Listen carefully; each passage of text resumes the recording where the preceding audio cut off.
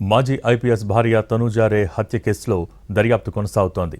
అయితే మన పోలీసులకు నేపాల్ పోలీసులు సహకరించడం లేదు.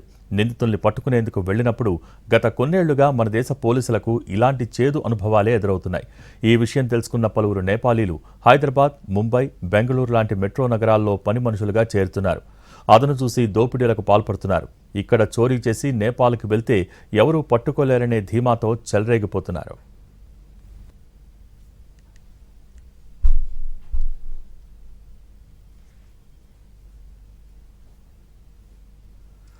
దీనిపై మరింత సమాచారం మా ప్రతినిధి అందిస్తారు.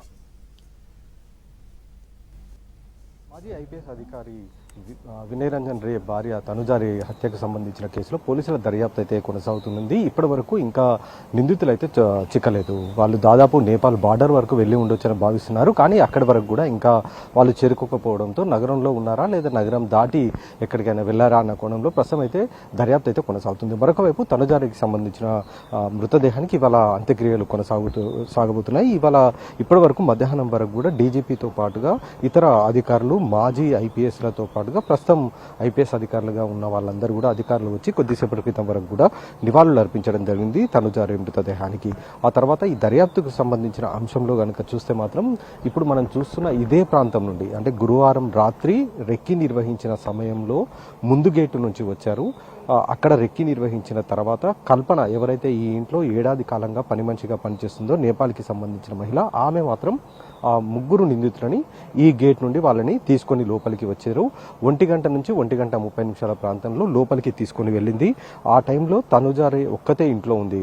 ఎవరైతే మాజీ ఐపీఎస్ అధికారి వినయ్ రంజన్ రే ఉన్నారో అతను బెంగళూరుకు వెళ్లడంతో అవకాశం కోసం ఎదురు చూస్తూ రావడం జరిగింది. దాదాపు ఏడాదిగా అవకాశం కోసం ఎదురు చూస్తూ వచ్చింది. ఎప్పుడైతే వినయ్ రంజన్ రే బెంగళూరుకు వెళ్ళడం, అలాగే మొదటి అంతస్తులో వినయ్ రంజన్ రేకి సంబంధించిన 2 కూతుర్లు మాత్రమే ఉంటారు. వాళ్ళు గురువారం రాత్రి భోజనం చేసిన తర్వాత వాళ్ళు పైకి వెళ్ళిపోయారు.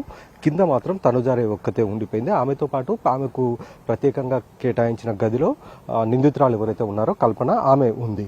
ఆ తనుజా రేకి సంబంధించిన ఒక్కతి ఒంటరిగా ఉందన్న విషయాన్ని గ్రహించి గురువారం ఉదయం నుండే రెక్కి నిర్వహించడం మొదలుపెట్టారు.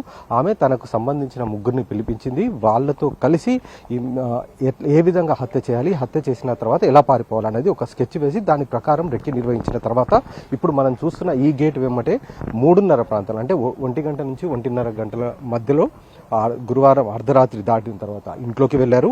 ఆ తర్వాత శుక్రవారం తెల్లవారుజామున 3:30 ప్రాంతంలో ఇప్పుడు మనం చూస్తున్న ఈ పార్కు వెంబడి వాళ్ళు పారిపోయినట్లుగా అధికారులు నిర్ధారణకు వచ్చారు. ఎందుకంటే ముందు భాగంలో ఉన్న సీసీ కెమెరాలో ఎక్కడా కూడా వాళ్ళు కనిపించలేదు. కేవలం వెనక వైపు నుంచి వెళ్ళినట్లుగా కూడా చాలా స్పష్టంగా నిర్ధారణకు రావడం జరిగింది. అలాగే అక్కడ ఒక టోపీని కూడా గుర్తించడం జరిగింది. ఎవరైతే నిందితులు ఈ సీసీ ఫుటేజ్లో మనకు కనబడుతున్న దాంట్లో టోపీ ధరించి ఉన్నాడో అతనికి సంబంధించిన టోపీ ఇక్కడ పడిపోయినట్లుగా కూడా గుర్తించడం జరిగింది క్లూస్ టీమ్. ఆ తర్వాత ఇక్కడ నుండి నేరుగా జర్నలిస్ట్ కాలనీకి వెళ్తుంది ఈ దారి మొత్తం కూడా. ఈ పార్క్ వెనుక వైపు నుండి కనుక వెళ్తే అక్కడ జర్నలిస్ట్ కాలనీకి వెళ్ళి అక్కడ ఆటో తీసుకొని అక్కడ నుంచి నాంపల్లి రైల్వే స్టేషన్కి వెళ్లారు. అక్కడ తెలంగాణ ఎక్స్ప్రెస్ దాదాపు 6 గంటలకు ఉంటుందనేది కూడా మనకు తెలుస్తుంది. ఆ తెలంగాణ ఎక్స్ప్రెస్ ఎక్కి లక్నో వరకు వెళ్ళి లక్నో మీదుగా నేపాల్ సరిహద్దుకు వెళ్లాలని భావిస్తున్నారు. ఎందుకంటే నేపాల్కి సంబంధించిన పోలీసులు మన దేశ పోలీసులకు సహకరించట్లేదనేది మనకు తెలుస్తుంది. ఎందుకంటే గత కొద్ది కాలంగా 2 దేశాల మధ్య ఉన్న ఏవైతే తారతమ్యాలు లేదా తేడాలు, కొన్ని ఇబ్బందులు ఏవైతే ఉన్నాయో ఆ నేపథ్యంలో నేపాల్ పోలీసులు తెలంగాణ పోలీసులకు సహకరించడం లేదు. అక్కడికి వెళ్ళినప్పుడు కూడా నిందితులను పట్టుకోవడంలో కానీ లేదా నిందితుల నుంచి ఏవైనా వీళ్ళు దోపిడీ చేసి తీసుకొని వెళ్ళిన వస్తువులు కానీ తీసుకురావడానికి కూడా నేపాల్ పోలీసులు సహకరించట్లేదు అనేది కూడా మనకు తెలుస్తుంది. ఈ నేపథ్యంలోనే నేపాల్కి సంబంధించిన వాళ్ళు ఎవరైతే ఉన్నారో ఈ విషయాన్ని పసిగట్టారు. వాళ్ళు ముంబైతో పాటుగా అంటే మెట్రో నగరాలు ఏవైతే ఉన్నాయో ప్రధానంగా మన దేశంలో హైదరాబాద్తో పాటుగా ముంబై, బెంగళూరు, ఢిల్లీ ఈ ప్రాంతాల్లో ఎక్కువగా పని మనుషులుగా చేరుతున్నారు. ఎప్పుడైతే అవకాశం చిక్కుతుందో అవకాశం చిక్కిన వెంటనే అందిన కాడికి దోచుకోవడం, పారిపోవడం అనేది చేస్తుంటారు. వీళ్ళ మోడస్ మోడస్ ఆపరెండి కూడా ఎక్కడ కూడా మనుషులను చంపడం అనేది ఉండదు. కేవలం దోపిడీ మాత్రమే చేస్తారు. అందిన కాడికి దండుకొని వాళ్ళు నేపాల్కి పారిపోతారు. ఈ ఘటనలో మాత్రం తనుజారికి సంబంధించిన ఘటనలో మాత్రం ఆమెను అరవకుండా ఉండేందుకు కాళ్ళు చేతులు కట్టేసి నోట్లో గుడ్డలు కుక్కారు. ఆమెను చంపాలని మాత్రం అనుకున్నట్లుగా మనకు తెలియట్లేదు సంఘటన స్థలంలో గనక సీన్ను బట్టి చూస్తే.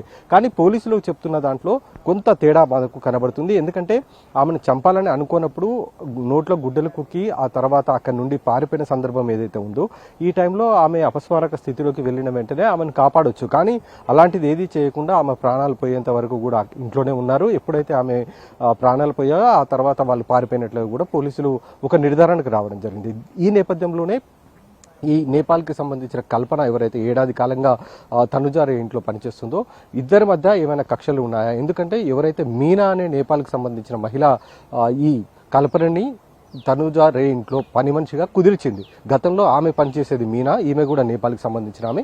ఈమె మరొక ఇంట్లోకి వెళ్లే ముందు కల్పనని పూణే నుంచి హైదరాబాద్కు పిలిపించి తాను పనిచేస్తున్న తనుజారే ఇంట్లో కల్పనకు ఉద్యోగం ఇప్పించింది పని మనిషిగా. కాబట్టి వీళ్ళిద్దరి మధ్య కొంత తేడా ఉంది.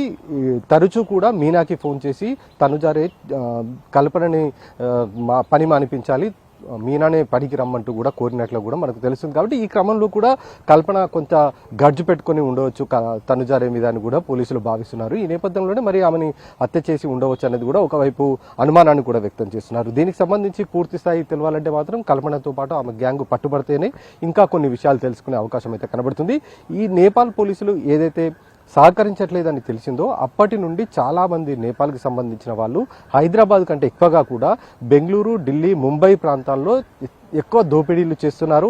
ఈజీగా నేపాల్కి పారిపోతున్నారు. ఎందుకంటే నేపాల్కి వెళ్ళిపోతే వాళ్ళని ఎవరు పట్టుకోలేరన్న ధీమాతోటి అక్కడికి వెళ్ళిపోయి ఇష్టానుసారంగా వాళ్ళు ఈ దోపిడీ సొమ్ముతోటి ఎంజాయ్ చేస్తున్నట్లు కూడా పోలీసులు గుర్తించడం జరిగింది. ఈ క్రమంలోనే ఇప్పటికే ఎప్పుడైతే వీళ్ళు లక్నోకి వెళ్తారు అని పోలీసులకు సమాచారం అందిందో వెంటనే అక్కడ ఉన్న ఎస్ఎస్బి బలగాలు ఏవైతే సీమశస్త్ర బలగాలు ఏవైతే ఉంటాయో వాళ్ళని కూడా అప్రమత్తం చేయడం జరిగింది. ఆ సరిహద్దు వెంబడి ఎవరైనా ఈ ఫోటోలు, ఎందుకంటే కల్పనకు సంబంధించిన ఫోటోలతో పాటుగా నిందితులకు సంబంధించిన ఫోటోలు సీసీ ఫుటేజ్లో లభించాయి కాబట్టి వాటినన్నిటిని కూడా అక్కడ ఉన్న బలగాలకు పంపించారు.